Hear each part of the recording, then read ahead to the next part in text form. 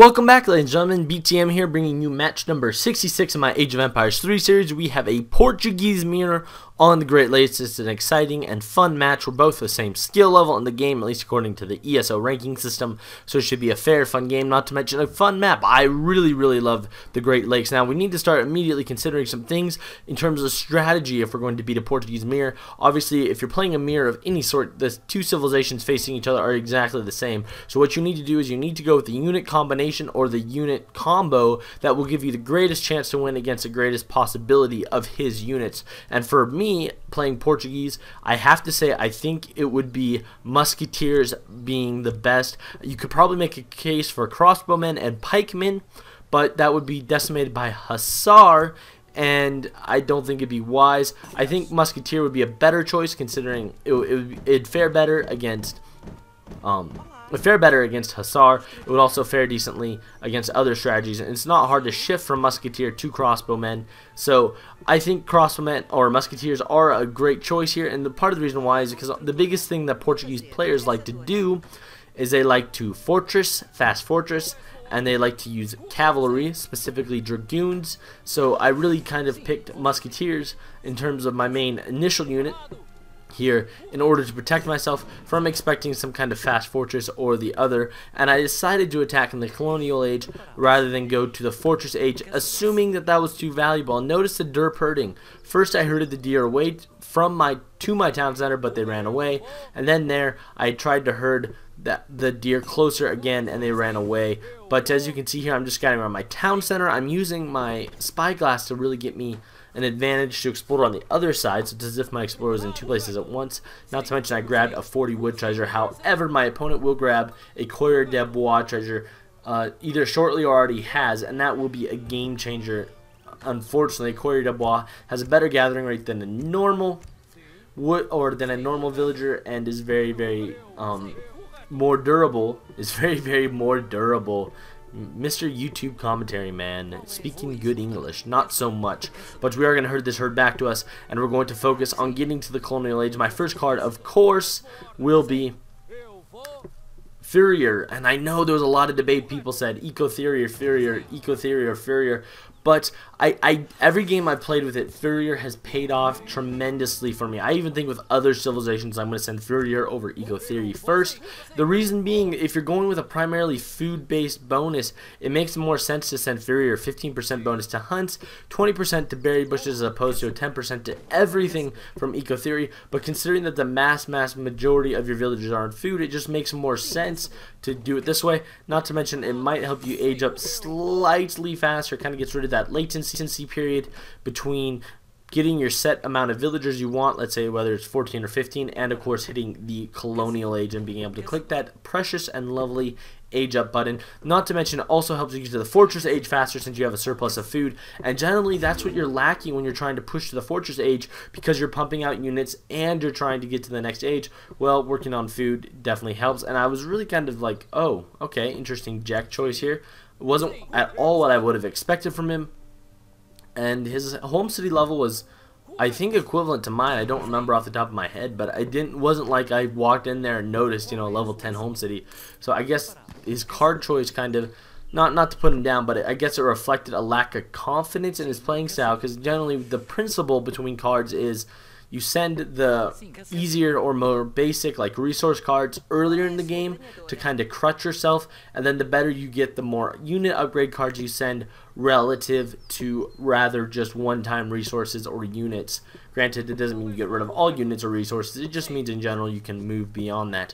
Now, part of the things we are scouting for here and looking at is a place to put our second town center when we hit the colonial age. Obviously, Portuguese get 2 town centers. He's going to be looking at the same thing, though, and that comes into my consideration. It is tempting to plop down my town center right next to each other. However, my initial town center area is kind of running out of herds already, believe it or not. If we look at my initial town center area, there isn't that many herds, and there's only one mine near there, so it really does not make sense. Actually, 2 mines if you count the one that's a little bit farther away, but because of the lack of mineage and because of just the location we're at, it does not make sense for us to put down our second town center there, especially since Portuguese aren't the biggest masser of units in the second age. So it's not like I need to quickly It's not like I need to quickly put two town centers right next to each other to keep me from being rushed off my socks. He's Portuguese. And then here's where things get interesting. And this was a weird and fun game. But he puts a tower right there. That's right, a tower. So he's doing the same thing I like to do. I like to be very, very aggressive with Portuguese. You get a town center building, right, which has over 6,000 health hit points. You can spawn villagers. You can drop off shipments there. He's clearly doing the same thing I do. He's using towers and likely then his town center there as a forward base to be really, really powerful, really, really aggressive. And I was really kind of both excited and stunned at this point, a little bit surprised, thinking, wait, really? I don't see that very often. Very, very rarely are Portuguese players as hyper aggressive as they are. But if you've noticed, I have gotten the hunting dog upgrades. I did put some villagers on wood long enough to get that market, and I am going to actually play a little bit more conservative than I normally would with my second town center, just placing it by a few select herds that I desire. I'm going to build a house first off, and then I will build up one barracks. Somebody pointed out to me in the last video, don't build two barracks. I think in that case I was right to build two barracks, but I think you're right about your point about when to and when not to build two barracks. It's unwise to build two barracks if you're not going to be able to pump out units for both, or if you need the wood for other things such as market or housing. So don't feel compelled if you age with 400 wood to build two barracks. It's a matter of what you need the most. In this case, I need some houses and one barracks rather than two. Notice my second shipment overall, my first shipment in the colonial age, was indeed the two towers, and I did that as solely as a gut check response to his aggressive outpost. It's one of those things where I just don't know what's going on, like who puts in a forward aggressive outpost. Not to mention we can see he's got two villagers there, so there has to be another town center near there, and we will actually confirm that later in the game. We'll look at it and we'll see that there's a town center, but that's okay. We're going to start getting some musketeers coming, and now I'll send Spice Trade as my third shipment overall to really work on my economy. Meanwhile, I'm going to scout out a little bit with my Explorer and see what's going on. It's kind of interesting. I love this game. I felt like this game was us dancing with two knives at each other's throat and intertwining, you know, our economies and our town centers, and you're going to actually see this develop. It's kind of cool in my opinion. But as you can see here, I'm just working on getting some musketeers up and on the field. I'm just working on expanding my economy. I feel as though I'm a better player. Not to be jerkish, I definitely don't want to be a jerk, but I feel as though I'm a better player. So what I need to do is I need to kind of be conservative, but also play to my strength. I mean, I've said it before in chess. If you're the better player, you want to lay back and let them make a mistake. And if you're the worst player, you want to rush, be aggressive, and force them into a mistake. So my goal here is going to be to force him into a mistake and just take advantage of what he gives me rather than kind of force him to make mistakes. And he actually does make a mistake by putting that town center and hurting that herd in front of his TC. Because what's going to happen here now is I'm going to, between dealing with my Explorer and my idle villagers, I am indeed going to just kind of walk forward a little bit with my musketeer mass to and fro just to force those villagers to walk back to the town center. Even if I don't kill any, I'm forcing 5 or 6 of his villagers to be idle, and he's just popping them right back to the same place. So he's making a mistake there, which, not to be mean, it is a mistake, and I'm just simply going to keep taking advantage of it. I'm going to keep working on my horde of musketeers. I'm also going to work on my housing situation, making sure that I keep my houses, the amount of houses I have, reasonable as opposed to unreasonable. Meanwhile, I keep forcing him to abandon those herds, and my score gap is, or the score is starting to gap a little bit, and that is solely due to me keeping the pressure on in that way because he did make that mistake. Meanwhile, housing, right before I house myself, I'm going to focus. Indeed, and now I'm going to send Economic Theory as I think my fourth card overall, third card in the Colonial Age. And the reason for that is my economy is strong and I just want to keep out booming him at this point. If I have a score lead, for whatever reason I'm doing a better job than him, I'm not going to give that up. However, we do notice that he has two town centers, two trading posts, pardon me. He does have two town centers also, though, being by the virtue of being Portuguese. But as you can see, because he has two trading posts, we're going to split some of our initial massive musketeers, and we're going to walk them around the perimeter of the map.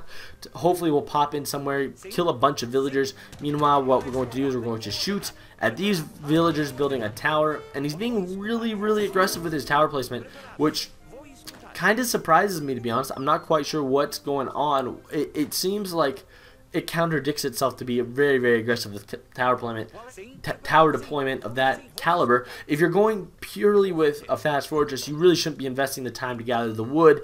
If you're going with a pikeman musketeer rush of some variety and you have the wood to build into the towers, then you should be a lot more aggressive. And if you're turtling, you really shouldn't build your forward turtle, I guess you could call it, so close to the enemy and put that pressure on him and force him to respond to it. So all around, I'm not quite sure with what his action is there, but it is what it is. Clearly he's investing a lot into wood because he's built or at least sent 2 or 3 towers, not to mention he has also built 2 trading posts, so that is a potential investment of 850 wood if he built it all himself.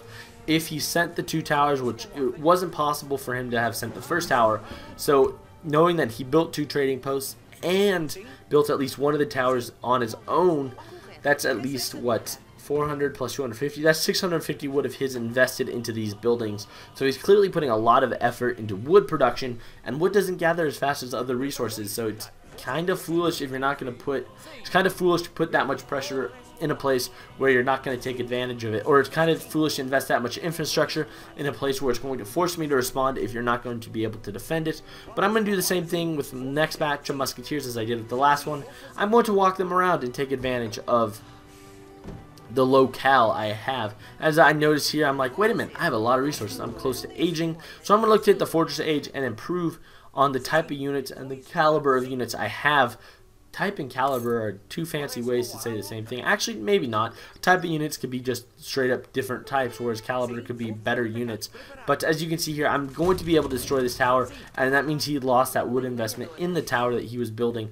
And by the way, guys, if you're ever sieging a building or you're building a building and it's being sieged and you're under pressure, you have to destroy the building yourself so you get a percentage of your wood back. Otherwise, the opponent destroys it and you lose that percentage of the wood, and it's a lose-lose-lose situation. You do not want that to happen. So just a FYI, word for the wise, be sure to do that. Meanwhile, I'm out of my gold mine. There's only one other on my side of the map that I've scouted. And notice I've scouted a lot of the map too, so it's not like I don't see most of the map. Unfortunately for me, there just simply isn't that much gold, which in hindsight, no, Agent of the Fortress Age is definitely the right move here. If for every single reason possible, I get better unit shipments, I get everything else. Not to mention he aged to the Fortress Age, which now means he can send Fortress Age units. So I need to be able to counter with Fortress Age units as well. But it is on a slight downside for me that he is in the Fortress Age because now I have to respond. Unfortunately, it seems like it will be fine. He did send 6 Cassadors though, or age with 6 Cassadors. They're at his home city, and they're going to kill my Musketeers pretty easily. Not much I can do. I wanted to try to walk away and evade him, but excuse me, I had to yawn there, but I'm not going to be able to slip away from him, even though I would have liked to with my Musketeers. But I will use my other Musketeers to circle around, and he's built another tower. His towering has been really kind of perplexing. I get it, he wants to have that forward bulkhead or that forward position that's strong, but it did not make super sense to me, to be honest. But I am at this point going to build a stable, assuming that he's seen me only go Musketeers, and I see him having either sent some Cassadors or is going to start to make them. It will make sense for me to switch to Hussar. It's simply the logical choice at this point. So we're going to start looking to do that, and I'm going to send a fort, ironically, as my first shipment in the Fortress Age, and my hope is to put that fort up by my town center on the left of the map and really kind of start hemming him in. And my goal with my trading, or my town center, pardon me, is to then send it around on the other side of his town center and kind of intertwine myself. And despite the fact that he's got a pretty sizable part of the map, to kind of sneak and take map control from him in a very devious way, and hopefully without him realizing it. So that's kind of what's going on here. Meanwhile, I have 2 trading posts and he only has 1. So we've definitely done a better job of taking advantage of the trading posts. And he's now chopping wood near me, which again, it's strange because there's a lot of wood near him for him to be chopping, so it does not seem necessary. Meanwhile, I'm like, yes, I'm going to build a fort there. He's walking villagers by me. I'm like, wait a minute, really? And then there's Cassadors and a covered wagon. My fort can't be built, and I freak out. And barely with any health left, I get that fort wagon built and into into the place I want it to be. So my fort will indeed go up. Not to mention I now get some hussar on the field, and I'm going to hopefully kill that town center before it gets built and kill those villagers. And it's really interesting at this point. We're really intertwined with each other, and now I'm building a town center in his territory solidly, just like he's doing to me. So it's kind of strange, to be honest. We're kind of like, well, screw you, I'm going to build here too. And that's kind of our reaction to both of us. Meanwhile, I'm going to let those hussar take fire from the castors, because I wanted to get some pressure and hopefully try to destroy that outpost before it was built. I do succeed, and then I do shift my home city arrival point to my town center on the left. That way I can send the 9 musketeer shipmen I sent to here and hopefully back up myself in terms of trying to take down that town center which he built. At this point we're fairly intertwined, but I have a good amount of hussar in the field, and I don't really know what he's doing. He's being pretty aggressive. Meanwhile, I'm going to send some more musketeers on the other side of the map to hopefully attack him and put some pressure on him and get some going. And out comes some Mammal Dukes and 1,000,000 musketeers. So he must have sent the home city musketeer shipment, the Minutemen army, and that's not so good, or as I like to say, less than ideal. It's very less than ideal. Mammal Dukes are a huge pain to kill, and the sheer amount of musketeers he gets out initially will change the tide of the battle here. He's actually going to kill most of my units in that initial skirmish, simply based off the power of those Minutemen. So we're in a little bit of a rock and a hard place. Meanwhile, I'm going to start making some pikemen from my fort. I'm going to make some dragoons from my stable, and I'm going to ship some units from my home city. And I'm really playing a totally anti-cavalry army at this point, but again, my entire goal is just to kill the Mammal Dukes. The Minutemen will kill themselves by running out of health, so I don't really need to worry about killing them so much. I just need to worry about killing, of course, I need to worry about killing the Mammal Dukes. Meanwhile, he's kind of marching villagers around, and I'm guessing he's kind of having a lack of gold as well on his side of the map. That's the only thing I can figure out for why he would be on my side of the map. But there's literally no gold near me either. I'm in a huge amount of trouble in terms of gold wise. I know of the existence of one other gold mine on the map, and it's firmly under his control. Actually two. There's one north of my town center on the right now that I'm looking at it again. But in game I could only think of that one gold mine, and I was like, this is really bad that we're both gold depleted, so I will have to switch obviously to crossbowmen and pikemen, but it's not the end of the world. Meanwhile, those dragoons aren't really fighting where they should be. They are fighting those villagers, but villagers are villagers, so if I can kill villagers for free, then who am I to complain, right? Meanwhile, I have a lot of villagers in the town center doing some cover fire onto those Mammal Dukes, and that's actually going to work well for us. Meanwhile, the pikemen are going to one-hit kill the Minutemen. Even though the Minutemen are stronger, it won't matter because, of course, Minutemen lose their health. They're down to 0 health. And I didn't really want to push forward to that trade post or to those towers and that town center. I've said trade post for town center like 5 times this game. My apologies. But I don't really want to push there. And meanwhile, my town center fire has really taken care of all of his Minutemen. And soon it will take care of the rest of his Mammal Dukes. And the dragoons I have there will indeed kill the last of those villagers and then go upstairs to polish the Mammal Dukes. Not to mention, I sent 5 dragoons from my home city, and now they're going to get on the field and finish off his Mammal Dukes. And at this point, it is more or less over. He will actually end up resigning very quickly, and it was a good game. It was kind of interesting to kind of throw ourselves at each other and intertwine as Portuguese, because Portuguese get a town center each time they age. It's very possible to sprawl very quickly, as you can see, and we both did. I don't like his choice, by the way, to put the 2 towers forward and keep building towers. Towers are excellent units, don't get me wrong, and I tell him well fought just because I was surprised by it, but putting that tower, especially initially, I felt was a really bad choice. I actually even asked him if 300 was his first shipment, because I just, it feels like it slows down your economy, and as you can see, he didn't really make that many units, and I think that was a direct result. Of having sent or having put those many villagers into putting towers all over the map. I don't think it paid off in terms of the benefit of it, because he wasn't going to be able to tower enough to protect himself everywhere and allow me just to put pressure, hit and run him.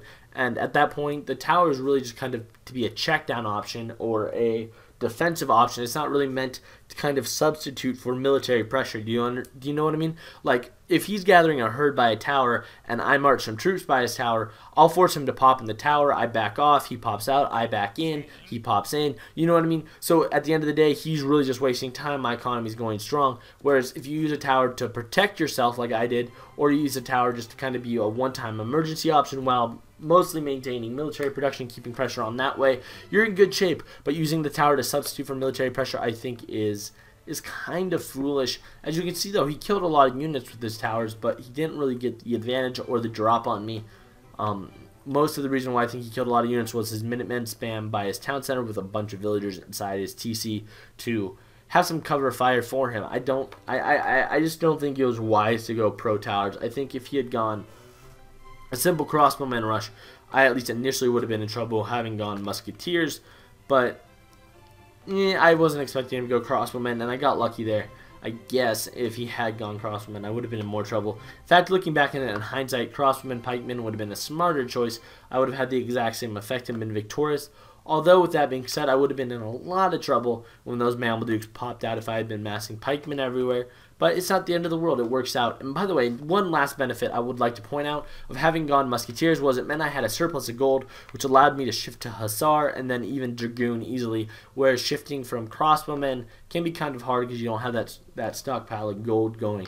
But as you can see, there weren't many gold mines on the map, so it was kind of good that the game ended when it did. If it had gone on too much longer, I would have been in trouble. But it was good to play, and it was fun to play a Portuguese mirror. And that, ladies and gentlemen, wraps up Portuguese week. Next week, we'll have a new civilization. I haven't quite decided what it is yet, although I am leaning a certain way. So stay tuned next week to find out what it is. And before I leave, I have a quote of the day, and the quote of the day is: if, on the other hand, in the midst of difficulties, we are always ready to seize an advantage, we may extricate ourselves from misfortune. And that is from Sun Tzu and the Art of War. Ladies and gentlemen, my name is BTM. I'd like to thank you guys so much for watching. It's my pleasure to bring you high-quality Age of Empires 3 entertainment. And until next time, I would like to wish you good luck and happy hunting. BTM out.